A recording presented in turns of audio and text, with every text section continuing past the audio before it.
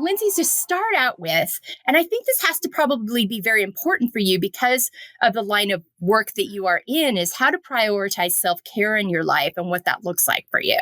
Yeah, well, thank you for the intro. And I think we will kind of expand upon, what you're alluding to. I mean, I am a mental health therapist, and self-care is of the essence, both in my work for myself, and then it's often talked about with the people that I work with. So Sure. I think starting with myself, I am a single mother, and I recognize that self-care for me is never perfect, and it's not static. I think that making sure that I notice for myself that it isn't just this one way of being. It's actually always changing. It's changing based on my needs. And then also as my daughter grows up and her needs. So giving myself the willingness to sometimes mess up, I think is a big piece of self-care, and to recognize when I overextend and then learn, from that moment to say like, okay, this doesn't feel good. And then how can I move back into practices that really support me? So I've been a therapist for around 15 years. I got my in 2007, and I did burnout. So I had a moment of time where I left the field of psychotherapy and was only teaching yoga and was actually working as a barista here in Lubbock. And I got back into the career in 2019.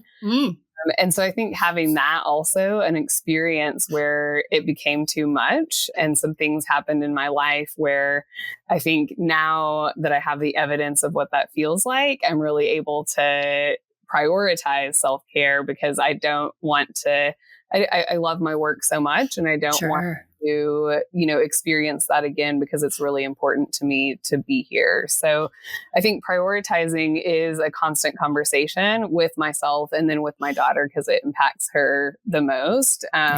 And a lot of times that is, making sure that I have a morning where I take good care of myself before I see clients. It's sometimes also recognizing how many people I can work with within a week. And even though I want to schedule that one little slot on my calendar that is open, but all the slots don't need to be open and filled. There needs to be time that is just open for openness and spaciousness. And so learning that dance and knowing that it is always a dance that I'm kind of oscillating with inside. Yeah, absolutely. You touch on so many important things there. One, as a mom, as a parent, you're constantly having to be flexible because seasons change. They've got piano lessons. They got a recital. They've got a game. They've got a dance thing. They've got a, whatever, something going on at school, whatever it may be, or they just need to spend some time with you. And so, being able to adjust that, but not neglecting it, because I think so many times a mom's just like, oh, forget it. I'm not even going to put my effort into it. And then all of a sudden they're just fried. So just that importance and being willing to be flexible and recognizing it's a dance and it's going to change, but staying with it and being consistent with it, because you used a great example. I appreciate your honesty about how the fact that you had to step away for a while and re-examine, and how important that is to be willing to do that for yourself and to step back and just be like, I am not at the capacity I need to be in this space. And I think so many times we're unwilling to step back, and we wait too long, and we stay in spaces for too long, and then it just grows and becomes more prominent, and it comes out in a way that you really didn't want it to come out in. And that can happen, obviously, in your line of work, where you're listening to other people's experiences and their traumas. And then you've got to leave space, because I think you talked about an important thing too, leaving space to take that all in and release it, not take it on yourself. And so I love that you address the stepping away and coming back, and to address the leaving enough space in your calendar so that your capacity doesn't become overdrawn, and you're allowing yourself to be able to take this information and then do what you need to do, take care of yourself to be the best you can be for your clients, for yourself, for your daughter, all of those things. I think that's really important. Yeah. What was the key? Was there a key thing? Was there a time? Because you went back in 2019, the year before a pandemic. I mean, what a time to be a therapist. Oh my word. Over these last couple of years. Was there something that kind of let you know you were ready to go back in? Yeah. I mean, I think that as a yoga teacher and as a barista, I still was offering support. Absolutely. So true. Yeah. And then at the same time, I had an offer to work with somebody doing something very unique, which we do here at DeNovo Therapy. So where I think that while I was practicing as a clinician whenever I was younger, I didn't necessarily have the tools that I have now. And so it was after doing some work and getting back into kind of working one-on-one with people, whether or not that was doing some coaching work or doing private yoga sessions, just recognizing that that is a passion of mine. And so I also felt like whenever I had been in practice before, I didn't really have the tools that were now available to mental health clinicians, being that, we really understood trauma a little bit better. So in 2019, there was an opportunity presented with me to work in partnership with DeNovo Therapy, where we now have treatments that weren't available to me in the, I guess I graduated in 2007. At that point, a lot of psychotherapy was based on kind of cognitive behavioral work. And then I started working with people that had severe trauma. And I think that at the time, I didn't feel like I had the capacity to do a lot of healing.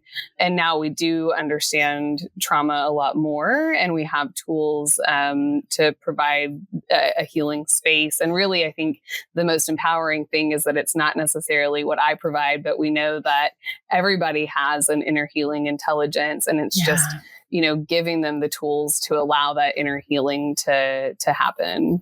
I love that term, inner healing intelligence. I haven't heard that before. I think that's a really important term, and to understand that we all possess that. So within that, coming back in, this kind of goes nicely into it, confidently setting boundaries. You talked about earlier about capacity and leaving space between sessions and not resisting that urge to load up. But and then you're also a mom and a daughter, you've got all these things, and making time for self-care. So talk about confidently setting boundaries and how that works for you. Yeah. I mean, I think that, again, just like the prioritizing self-care, that this is always something that I'm kind of checking in with myself around, because sometimes I have a lot of energy and capacity to take on more. And then there's sometimes that I feel like I need to really, spend a lot of time being alone and having more introspection. And, I think for me, it's to understand that, like, if we have an image of boundaries, that it's not a brick wall, at least in my mind. It's more of kind of like, it's like a baby gate or something that you can move around and kind of figure out for yourself. I mean, I think that, one of the things that's been helpful is to really have trustworthy people in my life that respect boundaries. So always kind of checking in and slowing down for myself before I say, yes, I'll do that, is this a true yes? Or is this an overextension of my time? As a yoga teacher, I learned pretty quickly that I could teach every single day of the week, and then I'd be working every day of the week. But in my mind, I had thought, well, I teach yoga, like I'm just doing yoga. Yeah. But then I realized that even if I taught an hour class on a Sunday, it took up, 4 hours of the day, and that would mean a day away from my kids. So I have some non-negotiables, which is that I don't work on Sundays. I try to make sure that her and I's time together is set in the times that we can be together a few days of the week. I won't take after 5 o'clock clients, different things like that. So it's been really helpful. Absolutely. I think we do have to have those non-negotiables and kind of set those and be clear with those so that we can both honor them and express clearly, because I think the yoga thing would be tricky. But even as one who's doing the yoga class, you're still giving of yourself, even though you're doing therapeutic, comforting, feel good type exercise. It's still a giving of your energy to help others do that too. And so being able to delineate when you're doing that, just when it's just, you're able to focus on you and your well-being versus when you're sharing that and espousing that out to other people, that there is a difference there. So I think that, and that can be tricky because it'd be real easy to be like, this would be great for me all day. Like, oh, but wait a minute. It's different. And the same with, I think being a mental health therapist, it's like I could schedule 7 clients in a day, but I have to think about how I'm going to feel the next day. Right. And so I have learned, okay, well, I may not be the type of person that can see 7 clients in a day. And so that also goes into just not comparing myself to others. Yeah. Because other people can do that, which is great. Sure. And then maybe that isn't necessarily the same thing that's helpful for me. Right. Absolutely. And we'll get into that later when we talk about expectations, because I think that's a very important thing to address. Taking care of our emotional health as much as our physical health. I am a firm believer that these things are connected. So talk to me about your journey with that and your knowledge about that. Yeah, I love this question. And I do believe that they're connected, and thankfully science is now, taking us in that route as well. I mean, I think that it's felt obvious for me in that regard, but now to say like, okay, this is all connected through our nervous system, really. Yeah. And so, I mean, I think for me, it's a deeper listening, and we talk a lot about like top down or bottom up. And sometimes the messages come bottom up. So it is through the body that we start to really feel our emotions and connecting with, what is that little kind of, nuanced experience that I'm noticing in my gut. What is that saying to me? And then, there is this top down method as well, where you might look at, okay, let me look at what my thoughts are thinking and how my emotions feel, and then how that settles into my body. And so they're both happening, and it's how we decide to kind of look at them. I think for me, something that you had said earlier was like, oh, look, you had the willingness to take a break. I don't think it was willingness. It was almost your body screaming at you. And that's where I think we want to make sure we don't get to that, because eventually something will. It's like, what's going to get our attention? And usually the body is going to be the thing that gets the attention. And so we can take care of the body so that it doesn't have to do that, but we can also take care of our emotions so that the body doesn't have to scream at us. Right.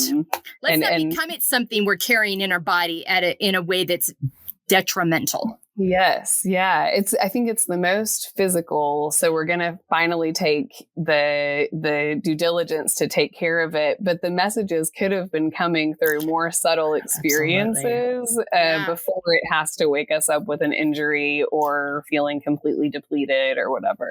Well, yeah. I mean, and, I started this podcast to have these conversations because I got to a breaking point when we first moved here to Lubbock. I ended up in the ER twice, the first 3 weeks of September, about things that I came out at the end of the day. I was in the ER twice, saw a cardiologist, got my hormones, the whole 9 yards. And it was like, just came down to things I had not processed and moved through. They're like, you're physically okay, but you've got this other stuff. And that's when my husband looked at me. He's like, it might be time to get back into therapy, because I hadn't been in therapy since my early 30s. And, I think these things that we sometimes discover, we deal with and walk through as we feel safe doing so. And our brains just won't release or allow us, I think, to do things until we're in a safe space. You can speak to that probably much better than me. But for me, it was just like, all right, I didn't have to get here.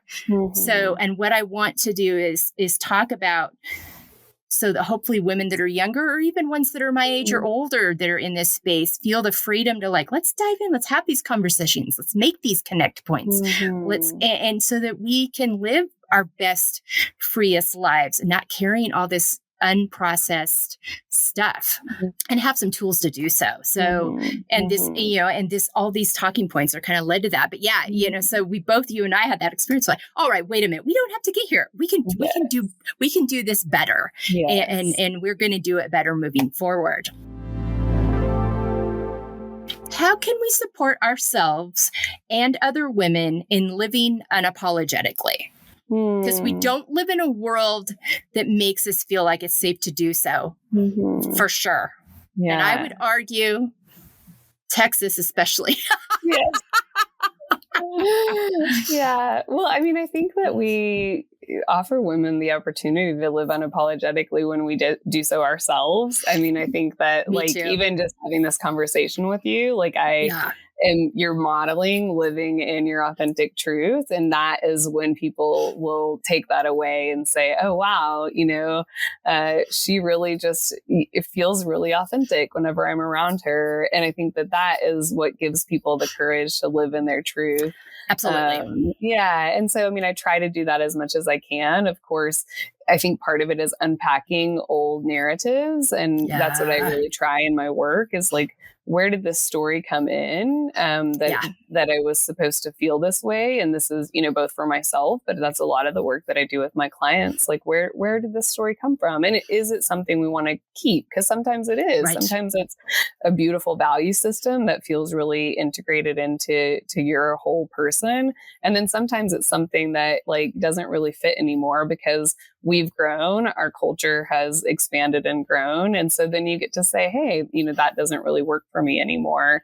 And so I think it's, being bold with things that we say. And even if it's something that we progress saying, just, kind of being willing to apologize or whatever it is. But it's also, being creative in the way that we dress or really taking courageous steps into doing things that we're excited about, but kind of feel timid about. I mean, I could imagine starting a podcast was one thing that you're like, I want to do this. How do I do this? You know, and then you just say, well, why not? And then you take the leap and do it. Yeah. And I think you said so many I think really important things is one, giving that kind of invites other people in when they see you living authentically. It invites other women in and people in to feel like it's safe to do the same with you. And that's a space that is a great space to occupy. And also I think continuing to be curious. I mean, I think so many times we assign truth to thoughts and narratives rather than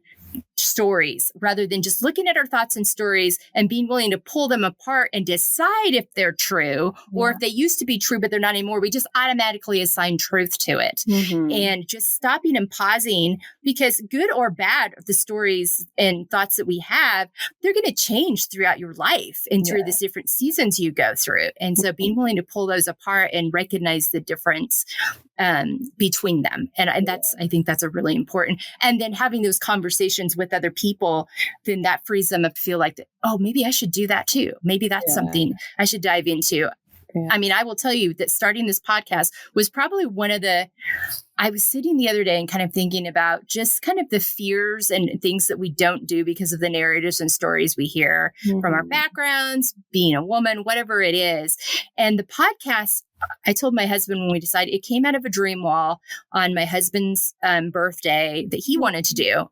And he's doing some stuff from his dream wall too. Mine's just more public because it's a podcast. Yeah. But it was one of the first things I did where I just went into and was just kind of free of expectation or like, I feel like this is something I can offer to the world. I feel like this is a space I can make an impact in. So let's just see what happens. And that's not how I normally operate. So, but there is something so freeing in that. And then when you have those conversations with other people, then it's like, okay, maybe, that's kind of an example. I try to talk about that because then hopefully that inspires something in them that will give them the kind of the inspiration, courage, push, whatever it is to approach things the same way.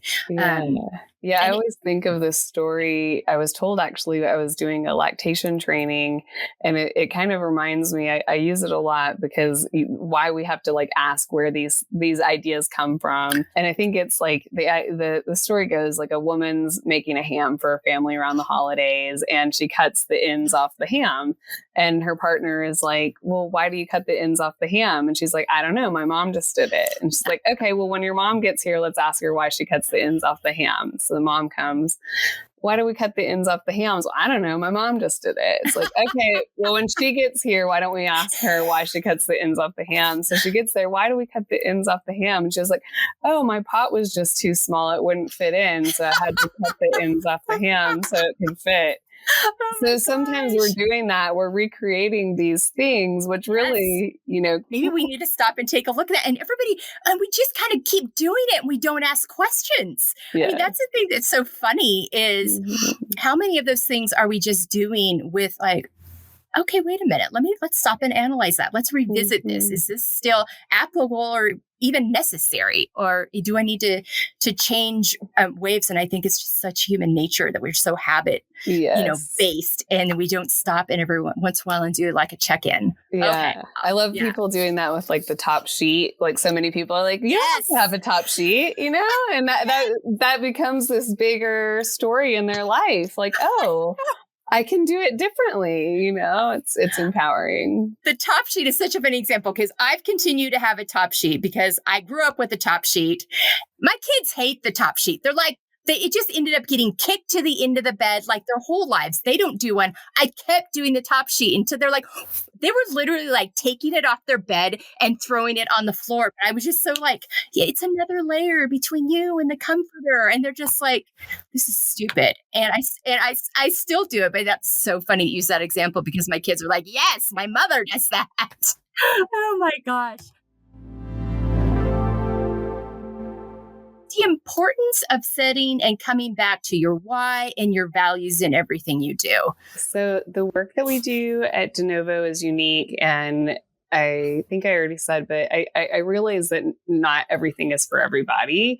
Mhm. So I say this, and then I'll kind of describe our work, just because maybe people that are, listening to your podcast might be interested or have had some curiosities, or like I said, have maybe tried a bunch of things and aren't necessarily getting to where they want to get in their stories. So Yeah. first of all, I say the way that I work as a mental health therapist is not linear. And this, I think, is maybe a theme throughout my whole interview here, which is that, we have to be willing to get it wrong and to stumble and to circle around. It's usually more of a spiral than it is necessarily a straight line. Yeah.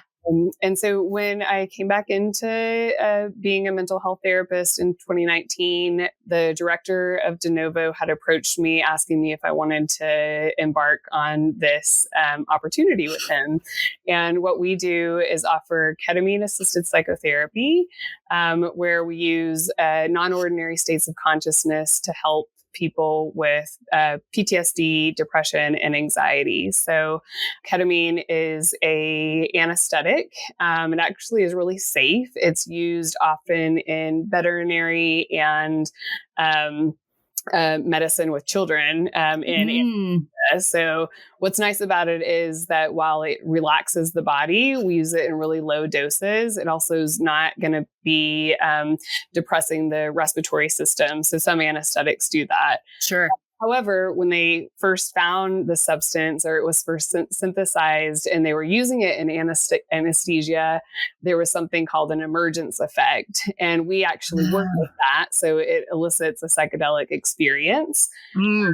And it, again, being really safe, was popularized in the Vietnam War actually as something called the buddy drug, because combat veterans could have ketamine on them. And when their friend got injured, they could give them the injection. And it was enough that they could actually get off the battlefield and get back to actually have surgery. So, oh, wow. Yeah. So that's kind of cool. Yeah.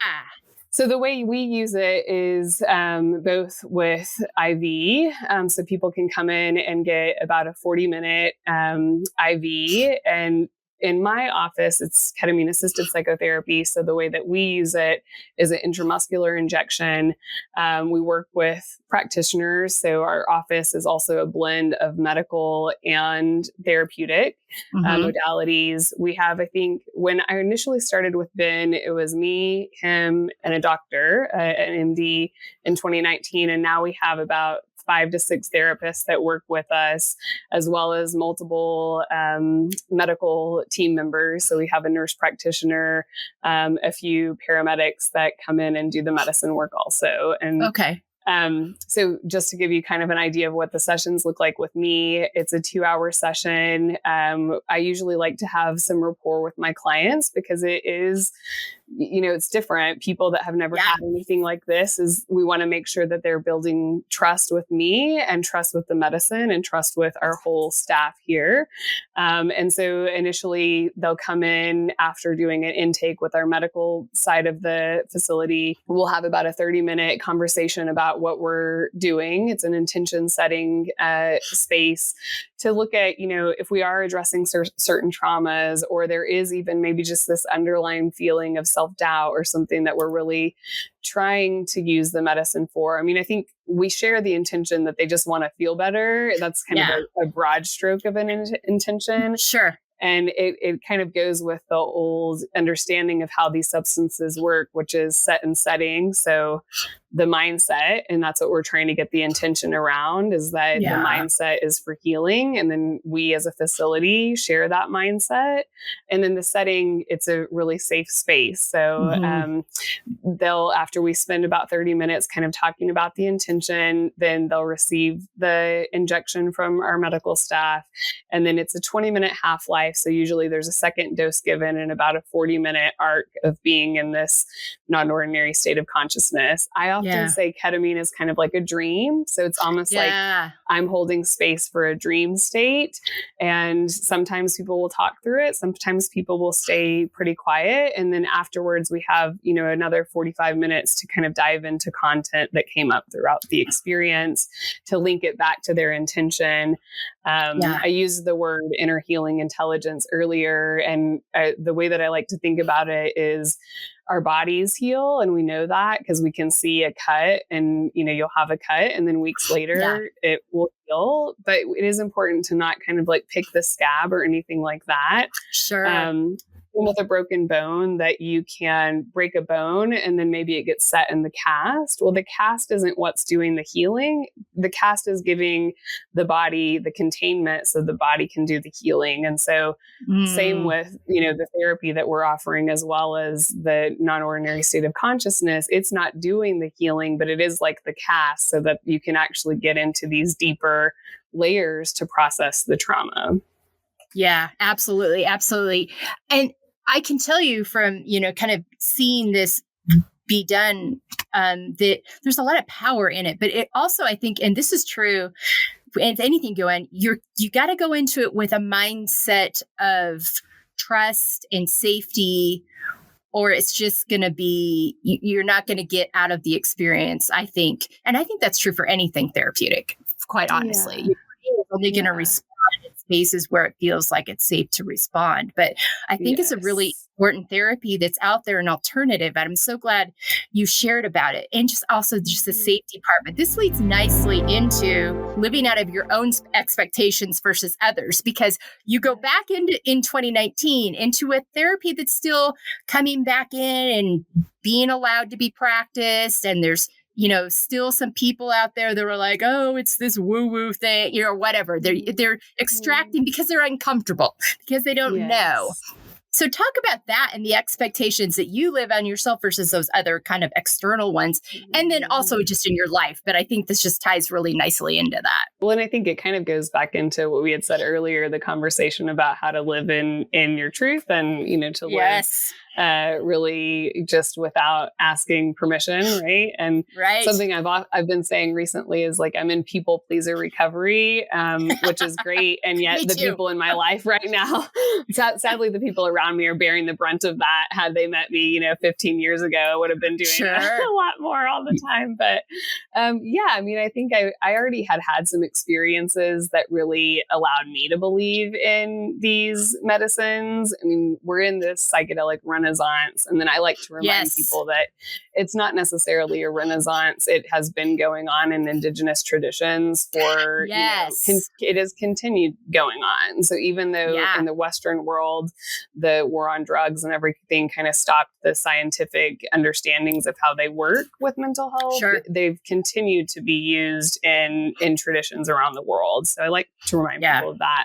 And I think my belief in them, coupled with the distress that I knew that people were under made me really feel like this was a time to trust, to go into this, that it wasn't about me and what people might think about the work that I was doing. This is about the pain that I see in the world.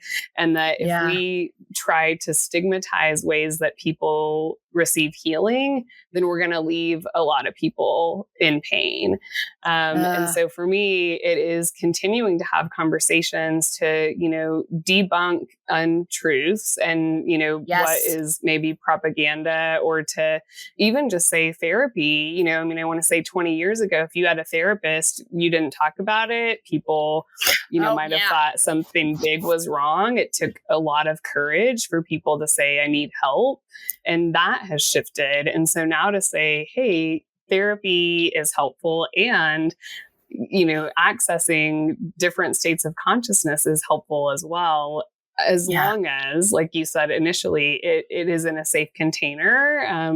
And we try to advocate that as much as possible. Yes. Safety and trust and consent, just knowing that at any time, even if you come for our free intake and you decide this isn't for you, you don't have to do anything. You could show up for your appointment that day, but feel like you're not ready to receive the medicine, and you don't have to. So no, I think it's really important. I think that whole debunking the myths and digging into the truth and being willing to do the research and figure out if this is something that might be helpful, but being open to that is so important, because there's just so much going on.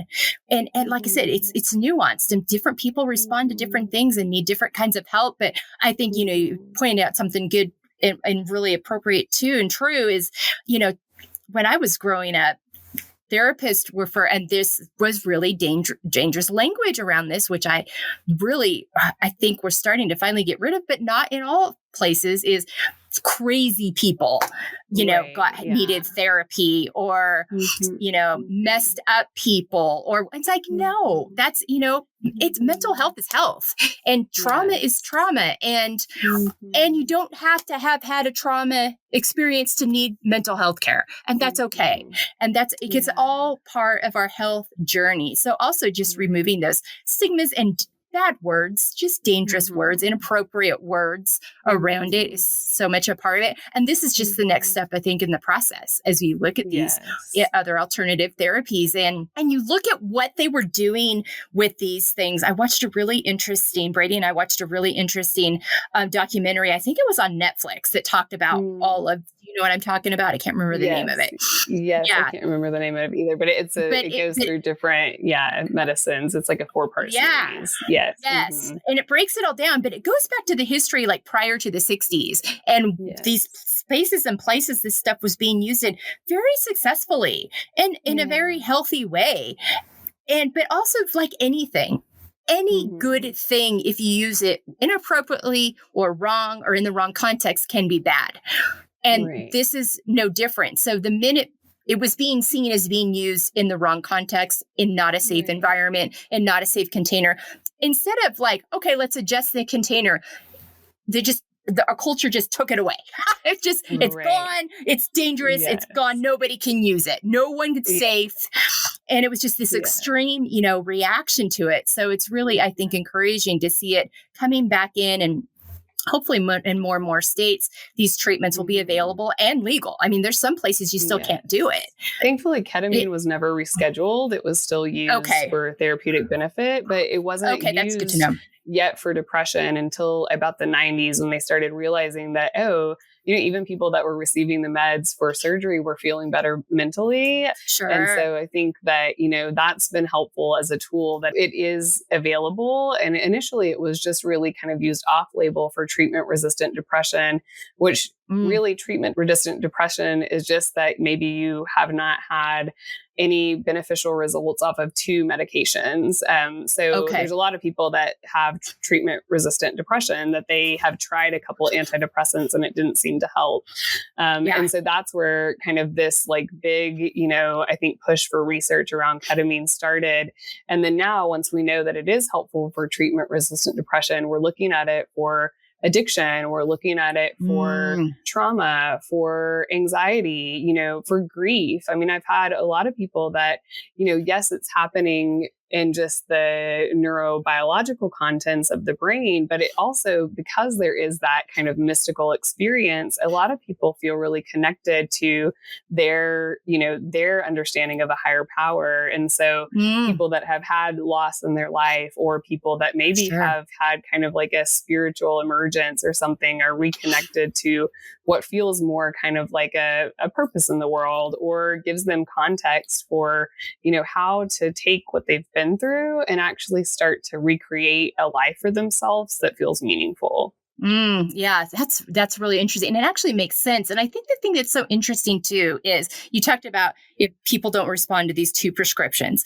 We as a culture in the Western world will take prescription after prescription after prescription and not ask and just kind of trust blindly, not ask what it's doing to our gut, not ask not get too concerned about side effects, but yet we won't trust a thing that you talked about that indigenous people have been using for thousands of years and continue to use. I mean, before, Europeans disrupted everything that was going on with Native Americans, they were rolling along just fine, very healthy, using a lot of these practices, and you see that in indigenous nations throughout the world. So these things that are natural and are available, we'll get freaked out about that. And it's all about messaging and delivering, so it's like, let me tell you what that, steroid drug or whatever is doing to your gut versus the experience you can have in a safe container and space with this.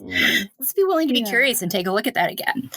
Well, and I love what we're doing. And I think what a lot of people are doing right now, like you mentioned the container, I think it's a both and. It's like let's merge indigenous healing practices with what we are maybe comfortable with in the Western world. And so when you walk into our office, it looks like a normal psychotherapy office. It's really inviting. We couple really wonderful ritualistic practices that we ask our clients to, bring in something that represents your intention. I'm going to light a candle as you go into the space. And then it's coupled with, they also get their blood pressure checked and their heart monitor read. And, those are kind of these models that also help us feel safe. And so we're not saying it has to be all one or all the other. It's like, let's take the wisdom that we have and let's merge this so that we can get the best results and treat the whole person rather than just one symptom. I love that. I love that blend of all the best things we know, because I think that's what we should be aiming for in all of our settings, not our mental health settings, our physical health settings, which, they're all connected. But there's ways that you can go rather than just throwing a prescription at it. Let's take a look at the whole piece. Let's take all the best knowledge we have from all these places and bring them together to give the best, most possible, healthiest outcome that's available to us. So I love that you spoke to that. That's so important. Accepting the layered aspects of ourselves. And this is all the stuff, all the layers, all the muck, all the good stuff, all the years, all those things. Talked about accepting the layered aspects. So I'm actually in a PhD program right now studying depth psychology. Oh, wow. Yeah. And what I love about this theory is it talks a lot about our shadow side. So it's kind of looking at, Carl Jung's idea of archetypal elements inside of us, and that we do always have a shadow. I think you had said it earlier, any good thing can also become bad. We know this. Let's say something like food, like we have to feed ourselves. And then food also can carry a lot of pain and challenge for a lot of us as well. So I think that, to remember, like the tallest tree casts an even larger shadow. And yet there's parts of the day that it doesn't cast a very big shadow. So we do have layers to ourselves. I think Carl Jung coined the word persona, really taking it from a word that was used in theater as this kind of like what actors put on, this mask. And we have to recognize that we all kind of do that. It's not dysfunctional. It actually kind of helps. Like, you're a mom sometimes, you're a podcaster sometimes, you're a wife, and then who are we when we take off all the masks, and what does that look like? And so that's, I think, both my constant work, because it has to be. Part of being a therapist, I think, is not that I have it all figured out and I'm trying to, operate from this hierarchical structure. It's like I'm continuously accessing different layers of myself and trying to be in truth with who and what needs space inside of me.